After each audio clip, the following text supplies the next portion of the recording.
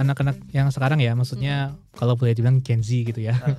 Itu sebenarnya mereka sangat aware loh dengan pentingnya perpustakaan. Mungkin kan kalau stereotipnya sama ini kan anak muda minat baca rendah, tapi ternyata kalau kita lihat medsos, wah itu ramai sekali mereka gitu. Karena mereka juga lihat di luar negeri orang-orang bisa dapat bacaan, bisa dapat tontonan yang kalau beli mungkin antara mahal atau susah gitu di perpustakaan gitu. Jadi sebenarnya mereka ada minatnya dalam perpustakaan, itu contrary to popular opinion gitu kan.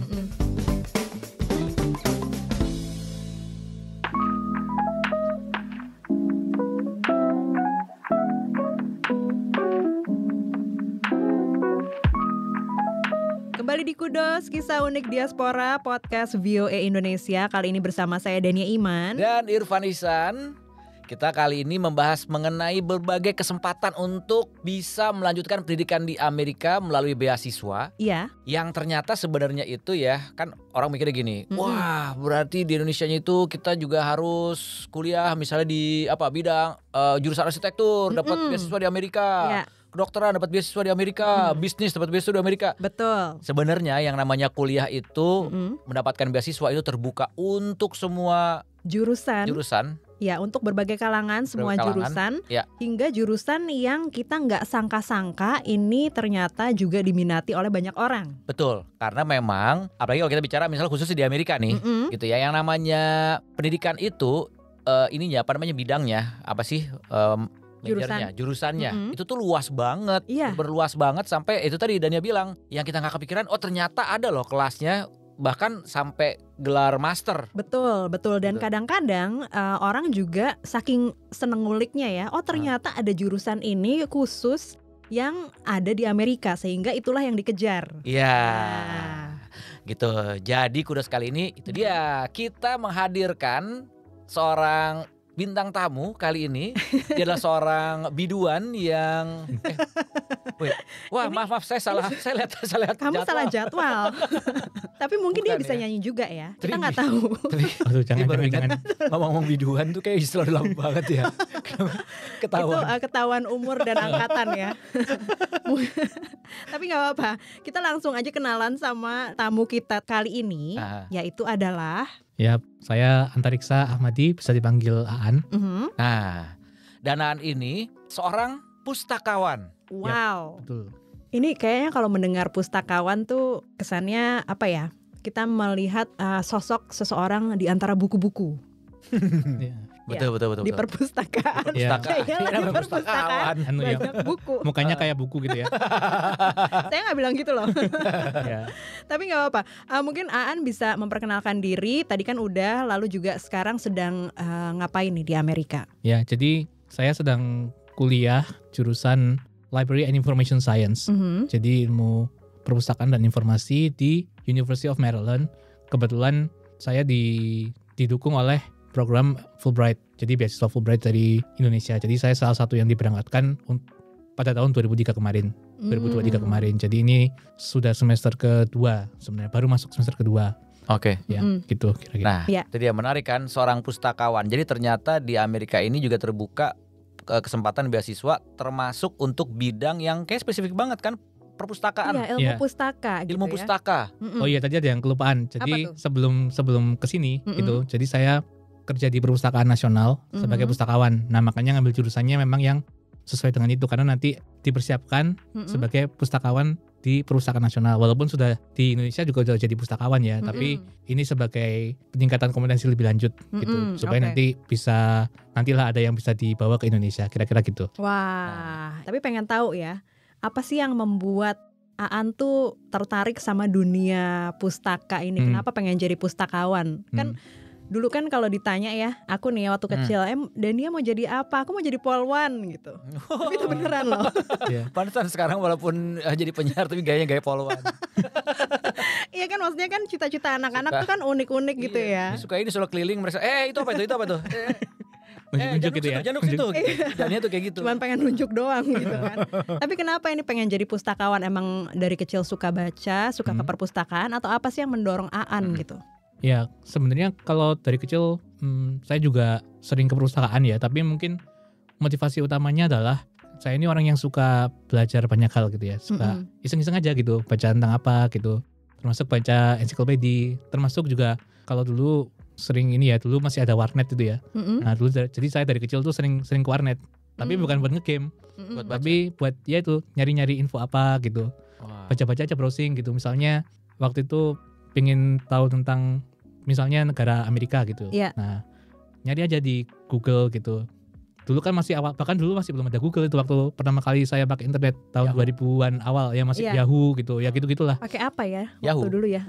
Ada lagi Netscape atau apa gitu. Netscape ya. Yeah. Ya model gitu itu masih ngerasain tuh zaman-zaman itu, tapi tinggal sebentar sih karena waktu itu masih kecil banget lah ininya. Baru Tapi lahir. Enggak baru lahir sih, masa baru lahir langsung buka internet gitu, enggak. Mungkin sudah umur mau TK lah gitu, sekitar tahun 2000-an awal gitu ya. Nah itu tetep aja lahir ya enggak, tapi poinnya adalah dari situ. Jadi saya punya curiosity lah kalau boleh dibilang, curiosity untuk wah ini kalau ternyata di dunia ini banyak yang bisa dieksplor gitu. Kita nggak harus traveling untuk bisa tahu semua itu, tapi kita bisa tahu dari depan komputer, atau dalam hal ini kita bisa juga tahu dari misalnya baca buku. Nah itu yang menjadi apa ya, satu kayak kenapa kok jadi suka di condong ke perpustakaan, karena kita dengan kita duduk diam di satu tempat itu kita bisa ke banyak tempat yang lain gitu tanpa kita harus menginjakkan kaki di sana. Kita juga bisa tahu misalnya kenal dengan orang-orang yang udah lama, sudah meninggal lama, bahkan belum lahir itu, kita belum lahir orang itu sudah nggak ada juga gitu misalnya, tapi kita bisa tahu orang itu dari buku, dari macam-macam, dari buku, dari ensiklopedia, dari bentuk-bentuk, dari film misalnya gitu kan, film-film lama atau rekaman-rekaman musik yang lama. Jadi musik-musik yang sekarang itu udah nggak ada, kita bisa akses di misalnya di perpustakaan gitu. Betul. Nah kayak gitulah, itu satu hal yang paling saya suka dari perpustakaan.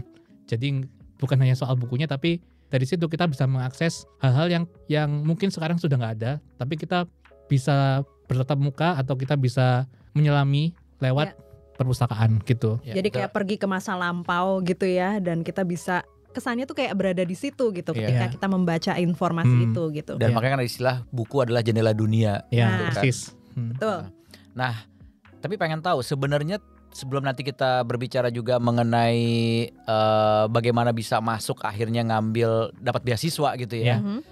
Menjadi seorang pustakawan itu apa aja sih pekerjaannya gitu loh. Karena kalau saya sebagai orang awam kan ya gitu, sebagai orang awam itu misalnya ketemu sama yang ada di perpustakaan, dia bisa membantu biasanya mencari buku ada di mana gitu. Tapi kan ternyata sebenarnya kayak luas banget, nggak cuma itu doang kan, sampai makanya ada kuliah sampai S2 gitu. Nah sebenarnya apa aja tuh kerjaannya pustakawan?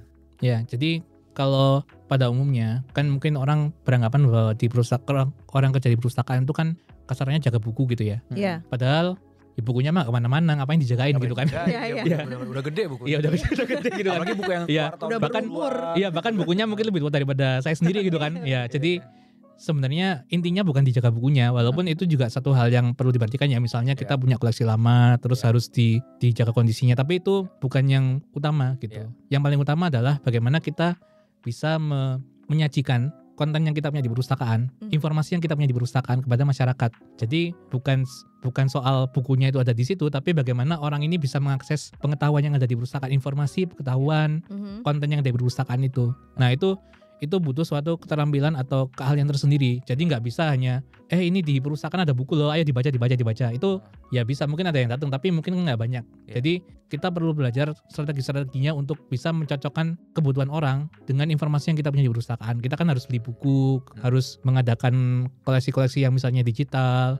Bahkan kalau misalnya itu belum ada, kita harus bikin misalnya.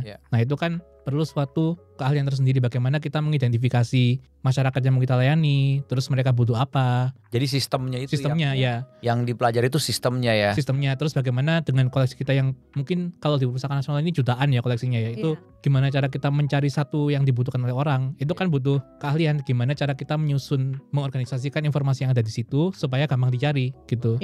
Baik oleh kita sendiri yang menjadi pustakawannya maupun masyarakat yang mengakses perpustakaan gitu. Ada keterampilan sendiri, ada keahlian sendiri untuk menata informasi itu. Jadi nggak hanya bukunya yang ditata, tapi nggak sebatas menata buku, tapi bagaimana orang ini bisa nyari buku itu gitu, lewat cara apa gitu.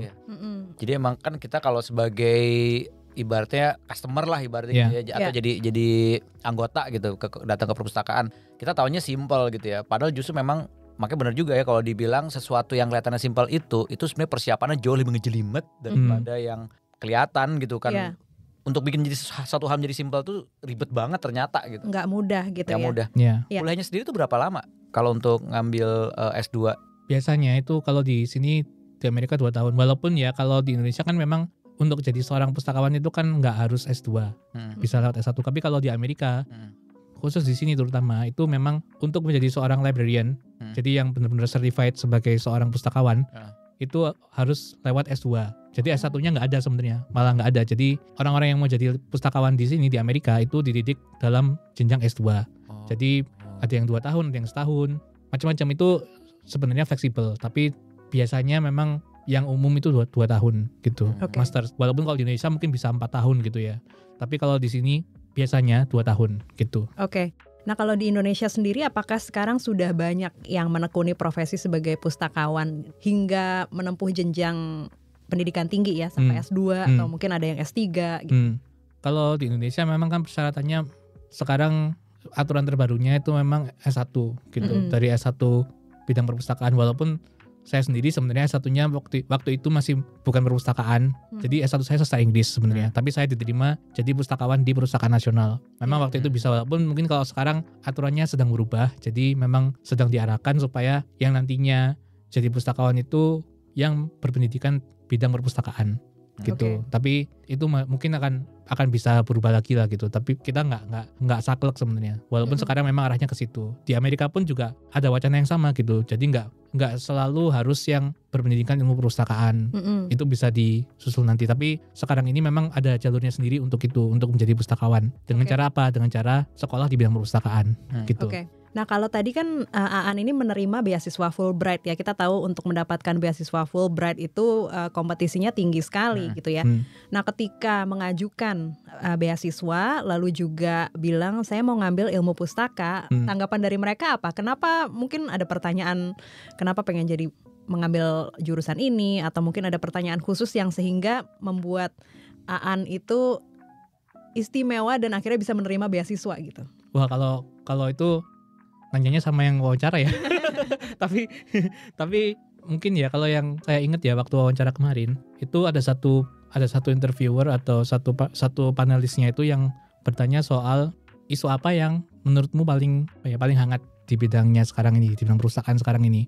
Nah, jadi saya waktu itu mengambil contoh dari yang sedang banyak dibicarakan di sini di Amerika sendiri tentang kebebasan atau kemerdekaan untuk mengakses informasi gitu. Karena kalau sekarang ini kan kalau di Amerika lagi rame ya soal buku-buku yang dilarang atau book banning ya, banned books, banned books. Jadi ada debat apakah beberapa buku ini harus dilarang atau enggak gitu. Yang di Indonesia tuh kita juga merasakan ya dengan adanya sensor buku gitu. Kan ada dulu waktu zaman terutama pada bangsa Orde Baru itu kan banyak buku yang disensor gitu ya. Di apa istilahnya waktu itu ya? Koleksi terlarang gitu. Ya. Dan itu walaupun masanya itu sudah lewat, masa sensornya itu sudah lewat, tapi efeknya masih ada sampai sekarang. Jadi ada beberapa hal yang kita itu masih susah membicarakan ya, karena kita masih berpatokan pada pola pikir ada beberapa hal yang disensor nih. Jadi kita nggak sulit membicarakan tentang itu gitu. Jadi pada intinya adalah kebebasan orang untuk mengakses informasi gitu. Itu yang saya sampaikan pada waktu wawancara itu. Karena ini isu yang memang kita di Indonesia mungkin nggak seberapa membicarakan soal itu, karena memang kita sendiri juga nggak merasa ada urgensi di situ. Tapi saya merasa ada hal yang kita harus bicarakan soal itu, karena kita akan sulit maju kalau misalnya kita nggak bebas bicara tentang hal-hal yang penting gitu. Kita mengakses informasi yang sebenarnya itu penting, tapi karena suatu faktor di masa lalu, jadi kita jadi merasa nggak nyaman untuk membicarakan itu, atau paling nggak kalau dalam konteks perpustakaan kita merasa nggak nyaman untuk menyediakan informasi yang mungkin dirasa riskan atau mungkin dirasa nggak tepat gitu. Nah itu hal seperti itu yang sebenarnya itu juga jadi concernnya pustakawan, terutama ketika kita bicara soal kepustakawanan di Amerika gitu. Oke. Nah sekarang bicara mengenai bisa menembus beasiswa lagi, meneruskan dari Dania ya. Kan kalau misalnya Fulbright itu juga dia terbuka ya. Dan di Indonesia juga ada LPDP, kemudian juga ada beasiswa lainnya, ada yang dari Amerika pun juga ada beberapa gitu. Nah tadi kamu udah cerita juga bahwa di situ kamu mengangkat satu isu gitu. Tapi kan sebenarnya jadi gimana sih kalau misalnya nih ya, ini ada yang lagi dengerin nih, tertarik banget pengen dapetin beasiswa. Nah biasa tuh mereka tuh pertama seperti yang kamu lakukan itu mencari informasi itu dari mana dulu nih bisa dapet timingnya, waktunya tepat dari step by stepnya nih. Waktu gimana dari pengalaman kamu? Kalau saya sendiri sebenarnya sudah tahu ya tentang beasiswa Fulbright itu dari waktu kuliah bahkan gitu kan. Ya, karena Fulbright itu dan ini beasiswa yang lain juga sama sih. Mereka punya timeline yang biasanya nggak akan banyak berubah ya setiap tahun gitu. Jadi bulan ini pendaftaran. Misalnya kalau sekarang ini kan mereka lagi buka pendaftaran nih. Ini kalau ini bulan Januari mereka menerima sampai awal Februari, pertengahan Februari gitu. Jadi timelinenya jelas, jadi kita bisa siap-siap dari biasanya akhir tahun sebelumnya. Itu kan persyaratan-persyaratannya juga biasanya diposting di website dan biasanya nggak berubah juga. Jadi kita bisa pelajari gitu. Dan kalau di Fulbright juga mereka sebagai penyelenggaranya juga mengadakan sesi informasi gitu tentang beasiswanya mereka. Ini saya bicara dari pengalaman pribadi ya. Jadi mungkin nanti kalau mau cari tahu lebih lanjut bisa cek websitenya. Kalau di Indonesia kan namanya Aminef, aminef.org.id. Jadi semua infonya ada di situ.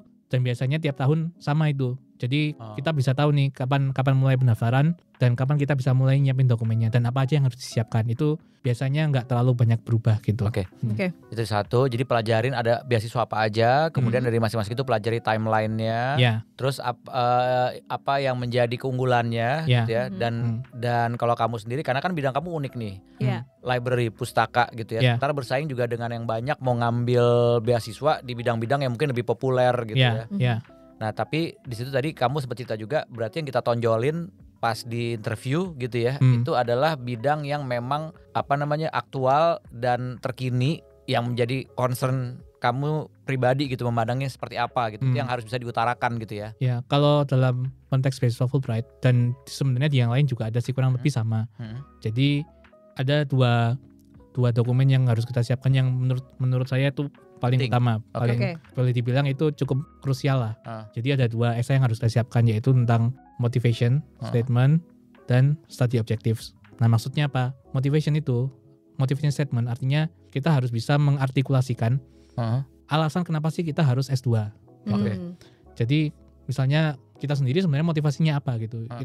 Itu perlu kita sampaikan secara baik gitu ya. Dalam artian dalam kata-kata, dalam penjelasan yang mudah dipahami oleh orang awam. Kenapa sih kok harus belajar? Kenapa sih kok kita harus kuliah lagi dan harus belajar bidang ini? Dan apa hubungannya dengan pengalaman kita selama ini gitu. Jadi kesinambungannya dengan pengalaman kita. Itu untuk motivation statement. Jadi motivasi itu harus jelas. Akan ketahuan misalnya kalau ada yang mau kuliah niatnya ya cuman mau kuliah aja gitu. Nah itu akan kelihatan di situ sebenarnya di motivasinya. Statement itu motivation statement. Kemudian yang kedua study objectives atau rencana studi gitu ya. Nah itu sambungannya dari yang tadi, motivation tadi. Kalau kita udah tahu motivasinya apa, mau belajar, kita juga harus tahu ketika kita nanti sudah di sini, misalnya sudah di tempat tujuan belajar nanti, itu apa yang mau dipelajari, terus nanti hubungannya apa dengan rencana kita di masa depan. Nah seperti itu. Jadi itu bikinnya nggak bisa sekali duduk. Jadi saya sendiri mikirin soal dua hal itu tuh 5 tahun mungkin ada. Oh wow. Tapi orang lain nggak harus kayak saya ya. Ada yang lebih cepat, misalnya baru lulus tahun 2 tahun langsung berangkat, misalnya ada juga gitu. Tapi kalau saya sendiri memang perjalanannya untuk sampai ke jurusan Library and Information Science itu nggak sebentar. Ada prosesnya. Nah kalau gitu pengen tahu waktu itu yang ditulis sama kamu waktu itu motivasinya itu apa yang paling dalam banget sampai oh ya udah nih Aan mau nulis itu. Bagus nih, ya udah berangkat deh. Yang kalau itu apa intinya yang kalau kamu ingat? Jadi yang saya ingat itu apa yang saya tulis di awal itu yang tadi saya ceritakan soal ketika saya kecil saya suka tadi saya ke perpustakaan dan terutama mengakses informasi itu dari baik dari internet maupun dari perpustakaan. Itu hal menurut saya sangat penting. Kenapa? Ada hal-hal itu yang kita belajar dari orang lain, tapi ada juga hal-hal yang kita bisa belajar sendiri.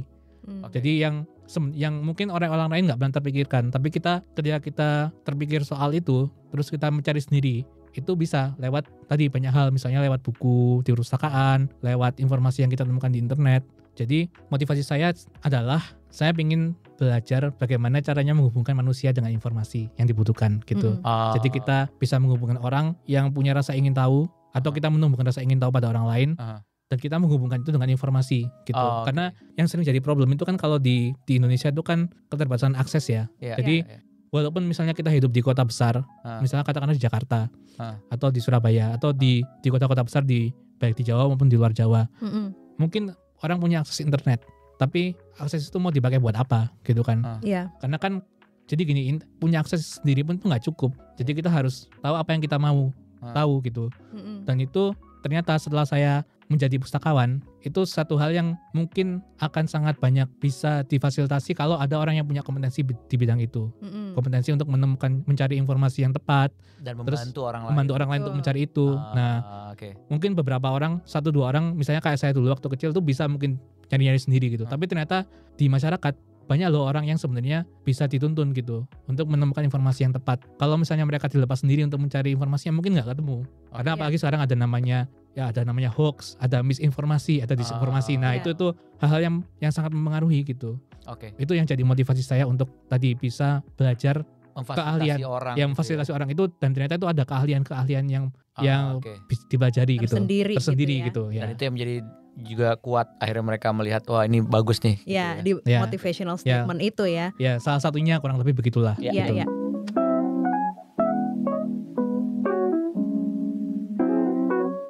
Kunjungi website kami di www.voaindonesia.com.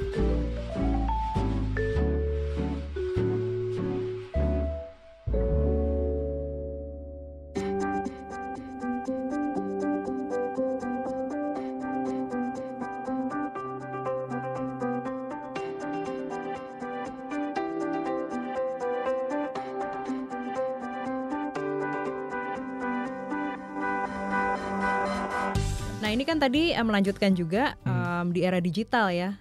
Orang mungkin berpikirnya kenapa harus ke perpustakaan gitu. Kan kalau kita mencari informasi di internet semua juga udah ada. Tapi memang seperti kata Aan tadi, di masyarakat mungkin nggak semua orang bisa bijak dalam memilih informasi yang mereka butuhkan atau yang sebenarnya mereka butuhkan gitu ya. Nah, itulah peran pustakawan dan peran perpustakaan di masyarakat saat ini yang sebenarnya itu perlu ada dan dibutuhkan juga gitu ya. Ya, betul. Oke. Nah, sekarang kan Aan udah ada di Amerika nih ya, udah melihat perpustakaan gitu ya, udah menyelami ilmunya sampai jenjang S2, walaupun memang sekarang masih semester 2 ya, tapi kan udah terbuka, udah melihat lah gitu ya seperti apa. Apa nih yang nantinya ingin Aan bawa dari Amerika ke Indonesia yang belum ada di Indonesia? Kira-kira apa untuk di bidang pustaka ini? Sebetulnya kalau untuk bidang hal-hal yang sifatnya misalnya teknis gitu ya, kayak misalnya gedungnya gitu kan, itu sebenarnya di Indonesia sudah banyak mengadopsi ya, karena saya bukan orang yang pertama juga belajar bidang ini, dan di Indonesia pun banyak tokoh-tokoh ilmu perpustakaan yang sudah belajar ke sini, ke Amerika gitu. Kalau saya bisa kasih contoh itu misalnya di Perpustakaan Nasional itu ada 6 orang yang pernah jadi kepala Perpustakaan Nasionalnya. Nah, 2 orangnya itu alumni di Amerika gitu. Mereka jadi lebih kurang itu perkembangan ilmu perpustakaan di Indonesia atau perkembangan perpustakaan di Indonesia itu banyak terpengaruh dari Amerika gitu. Nah, itu yang sebenarnya saya bukan orang yang pertama, jadi saya keberlanjutan dari itu sebenarnya. Karena perpustakaan-perpustakaan di Indonesia itu memang secara langsung maupun nggak langsung itu ada pengaruh, ada influence-nya dari pemikiran tentang perpustakaan yang ada di Amerika gitu. Nah, saya yang sekarang ini itu ingin menyelami lebih jauh tren-tren apa sih yang sekarang sudah ada lagi di Amerika gitu. Kita update dengan tren yang ada di sini gitu. Termasuk dalam hal layanan apa yang diberikan, kemudian bagaimana perpustakaan itu bisa engage dengan isu-isu yang ada di masyarakat. Jadi sekarang kan pendekatan perpustakaan itu kan tidak hanya kita di tempat gitu ya, kita duduk di tempat di perpustakaan nunggu orang datang gitu. Kita harus jemput bola gitu. Nah, jemput bolanya ini satu hal yang konsep yang simpel tapi pelaksanaannya itu nggak mudah gitu. Nah, jadi hal yang saya lihat di Amerika itu pustakawannya banyak mengeluarkan ide-ide tentang bagaimana sih kita aktif dengan isu-isu yang ada di masyarakat, dan kita mendekatinya dari pendekatan perpustakaan. Misalnya kemarin tuh saya datang konferensi gitu ya, ada satu konferensi di Baltimore baru sekitar seminggu atau 2 minggu yang lalu.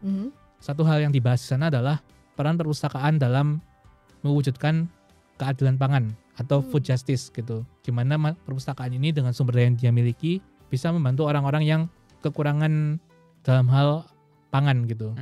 Jadi kalau di sini kan ada kalau di Amerika kan ada komunitas-komunitas yang ada kalangan masyarakat yang kesulitan mengakses makanan yang bergizi gitu ya. Iya. Nah, hal-hal seperti itu yang dipelajari, yang banyak didiskusikan di kalangan pustakawan di Amerika gitu. Dan itu satu hal yang bisa banget kita pelajari dan kita aplikasikan di Indonesia juga, karena kita kan juga banyak menghadapi masalah yang sama, misalnya dengan kasus stunting misalnya kalau di Indonesia gitu kan. Jadi yang mau saya bilang adalah perpustakaan itu nggak hanya ya sudah ngurusin perpustakaan gitu, tapi kita juga harus engage dengan isu-isu yang berkembang di masyarakat, dan kita punya cara untuk mengadvokasikan isu-isu itu dengan sumber daya atau resources yang kita punya di perpustakaan. Jadi nanti bentuk aplikasinya akan sangat banyak, tergantung isunya apa gitu. Tapi yang paling penting adalah bagaimana kita berinteraksi dengan masyarakat, bagaimana kita bisa engage sebagai pustakawan gitu ya dengan masyarakat dan pemangku kepentingan yang lain untuk menunjukkan bahwa ini loh perpustakaan punya peran di sini. Itu yang hal yang penting yang mungkin kalau di Indonesia mungkin kita harus banyak eksplor ya, karena satu lagi ya, bentar saya tambahin lagi ya sekali lagi ya, karena di Indonesia itu perpustakaan itu masih dianggap ya tadi ya udah gitu, cuman tempat buku gitu kan. Orang datang baca Penyedia buku, buku, gitu ya. malas buku juga serius-serius gitu. Iya, ya orang datang alhamdulillah, nggak datang ya udah gitu. Gitu. Tapi tadi engagement dengan masyarakat itu yang hal yang sangat penting yang kita perlu banyak belajar dari tempat-tempat yang lain, terutama di Amerika ya, karena Amerika ini kan memang bisa dibilang pionirnya di bidang perpustakaan gitu ya. Mereka biasanya orang-orang bidang perpustakaan atau pustakawan di Amerika ini biasanya pionir untuk hal-hal yang bisa dikembangkan di bidang perpustakaan, yang akan bisa yang kita di Indonesia itu juga banyak melihat gitu. Trennya seperti apa kita aplikasikan di Indonesia gitu. Sementara di Indonesia sendiri mungkin perpustakaan itu masih belum dianggap terlalu penting gitu ya, terlalu penting, ataupun bahkan di kalangan pustakawan sendiri mungkin dianggap ya udah gitu. Gitulah kira-kira. Kalau di sini tuh kan perpustakaan itu ya, karena anak-anak lebih kecil juga mereka juga senang baca gitu ya. Dan kita kalau ke perpustakaan di sini yang dibikin sama county gitu ya, atau city gitu, kota atau kabupaten, itu tuh benar-benar komplit. Jadi benar-benar dari buku cerita, komik aja ada, sampai film, DVD, audiobook, majalah, berbagai semua ada deh pokoknya, benar-benar sampai komik aja ada gitu, graphic novel, komik superhero, DC, Marvel, Image Comics, semua tuh ada semua gitu di sini gitu. Sampai ke yang serius banget, benar-benar gitu. Jadi memang misalnya kita ke toko buku kalau dulu ya, zaman aku ke toko buku masih kecil gitu ya, itu toko buku itu udah jadi perpustakaan gitu. Orang kayak ngebaca buku di toko buku gitu ya. Tapi kalau di sini ada sih, tapi nggak seperti itu gitu. Orang melakukan itu ya di perpustakaan. Tapi sebenarnya juga juga ya, kalau di Indonesia tuh perpustakaan nasional sekarang gimana? Karena gini, ini pengalaman. Karena aku juga di Indonesia itu sempat beberapa kali nerbitin komik superhero ala Indonesia nih gitu. Nah, itu inget banget pada saat lagi bikin ISBN, untuk bisa dijual kan kita bikin ISBN. Itu syaratnya juga kita harus menyumbangkan satu buku ke perpustakaan nasional dikirim gitu ya. Betul. Berarti kalau koleksi berarti nambah terus dong sebenarnya kan gitu. Nah, itu gimana tuh di sana sendiri tuh masih termanage dengan baik ya? Gitu. Ya, itu namanya fungsi deposit gitu ya. Deposit. Jadi di semua negara itu juga ada namanya fungsi legal deposit. Fungsinya buat apa? Fungsinya adalah untuk memastikan bahwa karya-karya yang sudah dibuat itu tetap akan ada terus sampai kapanpun gitu. Itu tugas perusahaan. Tadi yaitu fungsi, kalau boleh dibilang jaga bukunya lah. Jaga bukunya itu bukan nungguin gitu ya, tapi kita memastikan koleksi-koleksi yang ada, yang sudah pernah dibuat oleh orang-orang di Indonesia itu tetap akan bertahan terus. Jangan sampai ketika nanti di masa depan ada yang mau mencari itu, terus nggak ada gitu. Nah, itu kan sayang sekali karena ada kejadian-kejadian di masa lalu itu di Indonesia di mana koleksi itu ya sudah akhirnya nggak ada gitu, hilang gitu. Nah, jadi jangan sampai itu terjadi lagi gitu. Misalnya kayak contohnya ya, dulu waktu ini ngomongin sejarah sedikit ya. Jadi untuk menunjukkan pentingnya kenapa sih harus nyimpen buku di perpustakaan gitu ya. Jadi kalau kita lihat di kejadian di Bali dulu tahun 1900-an awal itu kan waktu Belanda datang menyerang kerajaan-kerajaan di Bali, ada yang namanya kejadian Puputan. Nah, itu akhirnya kan istananya terbakar. Nah, dan naskah-naskah yang di sana itu ikut terbakar. Jadi banyak yang hilang gitu. Nah, gitu. Terus kalau nggak salah itu kalau saya nggak salah ingat ya, di Jogja juga dulu terjadi hal yang serupa gitu. Jadi banyak koleksi-koleksi memori-memori bangsa ini yang hilang gitu. Ya sudah, nggak mau diganti dengan apa, nggak bisa gitu kan. Itu hal yang nggak bisa diganti gitu. Ya, kalau mungkin yang hilang itu misalnya patung gitu ya, patung bisa dibikin lagi misalnya, walaupun itu juga hal yang sangat penting gitu ya. Tapi kalau kita kehilangan sebuah pengetahuan, sebuah informasi, mau diganti pakai apa gitu kan. Ya, itu Ya Nah. apalagi kalau saksi sejarahnya juga udah nggak ada. Nah itu juga. Nah ini berarti begitu pentingnya sebenarnya perpustakaan itu Mhm. bukan hanya sekedar juga tempat buat datang dan baca buku, Iya. tapi untuk sebagai koleksi ibarat jadi kayak database dari berbagai hal. Ya. Dan itulah makanya penting juga pustakawan yang memiliki kemampuan, Iya. keahlian Hmm.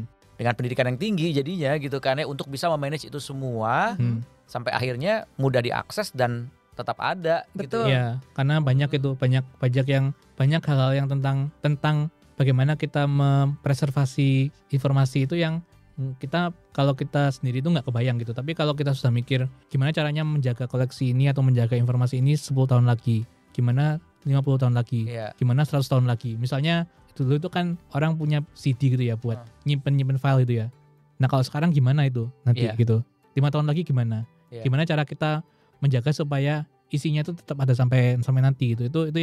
Itu juga hal yang dipelajari di dalam Library and Information Science gitu. Gimana cara kita maintain mediumnya, terus isi di dalamnya gimana, bagaimana soal compatibility-nya dengan mesin-mesin yang ada sekarang gitu. Iya. Terus nanti di masa depan nanti seperti apa bentuknya gitu. Bagaimana cara kita menjaga supaya itu tetap bisa diakses di masa depan ya, seperti itulah. Iya. Itu hal yang mungkin kalau dipikir simpel tapi ketika dilaksanakan tuh oh iya gimana ya caranya ya. Iya. Nah itu yang Nggak kita pelajarin gampang. tuh. Juga Ya. iya. Tapi ya sih makanya kita kalau ke Library of Congress aja dia Iya. Nah, betul. Ya. itu sampai kita bisa tahu koleksi bukunya Jefferson gitu Presiden Iya, Jefferson. sampai Iya. yang terdahulu Dari banget itu tahun ada dulu. gitu ya. Itu sudah di atas 250 tahun yang lalu mungkin ya. Iya. gitu. Masih Jadi tetap terjaga Iya. gitu. wah, jadi ini thank you banget nih dengan kita undang Aan ke sini nih. Jadi ini buat saya pribadi aja nih. Jadi benar-benar bukan hanya tahu gimana bisa akhirnya bahwa di Amerika itu terbuka kesempatan untuk mendapatkan beasiswa kuliah di bidang-bidang yang kita nggak kepikiran sebelumnya. Iya. Hmm. Dan ternyata emang buat semua orang tuh punya kesempatan Betul. gitu ya. Siapa yang nyangka ternyata di bidang pustaka aja bisa ada beasiswanya gitu Iya. kan. Iya.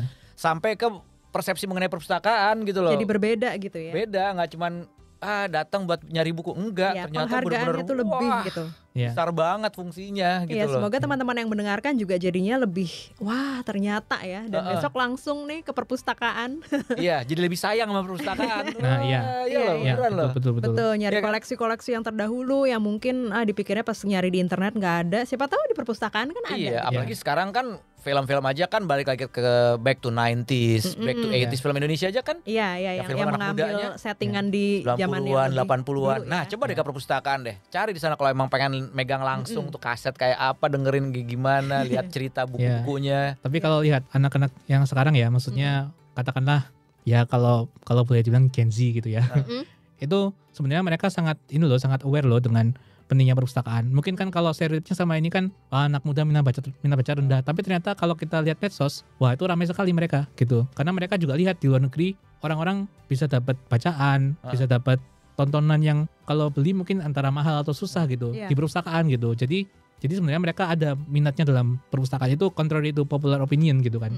Kenyataannya ya. Jadi di Indonesia justru ada tuh kebutuhan untuk itu, Ya. tuntutan untuk itu. Yang penting adalah ya tadi gimana kita saling saling berkolaborasi antara pustakawannya dengan masyarakatnya nanti yang menggunakan. Jadi menurut saya ini hal yang akan sangat seru kalau kita ikutin ke depannya gitu. Iya. Gimana nanti perpustakaan kita, karena saya yakin harapannya itu ada gitu. Yang mengharapkan itu ada itu banyak gitu. Iya. Ya, gitulah kira-kira. Ngomong-ngomong, suka ada buku yang nggak balik nggak? Nah terus udah kalau nggak balik tuh gimana tuh? Maksudnya kan ini Iya. ngomongin buku yang 250 tahun kalau nggak balik gimana tuh? Oh, Kita iya. datengin ke rumahnya gitu. Kalau yang untuk koleksi-koleksi yang sudah lama pasti nggak mungkin Nggak boleh dipinjamkan dibawa, ya, ya. nggak boleh dibawa lah ya. Iya. Itu apalagi sekarang kan sudah ada digitalisasi ya. Jadi kalau misalnya orang mau baca itu sebisa mungkin menggunakan format digitalnya. Karena kalau yang fisik yang dipakai, terutama untuk buku-buku atau naskah-naskah lama kan, kalau sering dikeluar masukin atau sering dibuka-buka kan rusak lama-lama gitu Iya. kan. Jadi sekarang sudah ada digitalisasi, masih berjalan gitu ya. Tapi kalau ngomongin buku-buku yang nggak balik itu ya banyak juga sebenarnya. Tapi justru itu penting. Dosa Ini loh. ya, ya. Kan saya. Tapi justru itu yang membuat perpustakaan itu bukti bahwa perpustakaan terpakai itu kan dari buku-buku yang dipinjam gitu kan. Iya. Berarti seharusnya semakin nggak balik itu berarti semakin banyak yang butuh gitu kan. Iya. Ya gitulah. Saya mikirnya mah gitu ya. Jadi kalau ya berpikir yang baik. ya, jadi kalau bukunya misalnya buku-buku ada novel yang hilang ya udah beli lagi gitu kan. Iya. Ya tinggal anggarannya ada apa enggak gitu. Iya. Nah, itu yang perlu tadi kan kita harus ngomong ke yang punya duit gitu kan. Jadi dan itu kan semuanya kembali ke masyarakat lagi. Kalau masyarakatnya menuntut, ya anggarannya akan ditambah gitu. Ya. Mau sebanyak apapun buku yang hilang ya kita bisa mengganti gitu. Iya. Ya, tadi Ayo, karena yang belum balikin buku ayo. ya balik, tapi kalau pinjam ya dibalikin lah ya gitu ya. Ya, tuh. Jangan nggak dibalikin gitu kan. tapi justru itu kalau karena buku itu banyak yang misalnya rusak atau hilang, justru itu menunjukkan bahwa orang itu butuh gitu kan. Ya tinggal gimana cara kita menyediakan kebutuhannya itu. Nah, Ya. Oke, kalau gitu thank you Ya, banget nih thank you Aan, banget, ngobrol-ngobrol seru banget gitu ya. Jadi mudah-mudahan ini juga buat yang dengerin jadi ya itu tadi Ya. pengetahuan mengenai kesempatan beasiswa dan juga sudut pandang mengenai perpustakaan tuh juga jadi lebih luas lagi akhirnya. Iya, siapa tahu yang mendengarkan juga tadinya nggak ngerti ya. Aku nih suka dengan dunia ini gitu. Tapi ternyata ada bidang yang bisa dipelajari setelah mendengarkan podcast ini gitu dan mengikuti jejak Aan. Nah, ini Aan sekarang ada di Amerika dengan beasiswa pula. Iya. Ya, oke. Thank you banget Aan. Ya. Kapan nanti rencana selesai dan kembali ke Indonesia? Mungkin 2025. 2025. Nah, Oke. kita cari di Perpustakaan Nasional. Iya. Oh, jadi ini dia udah tinggi sekarang. Wah. Ayo balikin Banyak buku. orangnya tinggi gitu. Karena makan keju. Saya zaman dulu banget makan keju. Aduh. Iya. Oke. Zaman dulu kan gitu, ke Amerika ya makan keju gitu. Gila, zaman dulu banget tuh. Oke, ya udah. Oke, kalau gitu kita pamit dulu sampai ketemu lagi di podcast Kudos berikutnya. Saya Dania Iman. Irfan Ihsan. Dan saya Antaring Sahamadi. Ya, dan thank you juga buat Rifan Dwiastono. Ya, Kali ini ada di belakang ya. di belakang buku.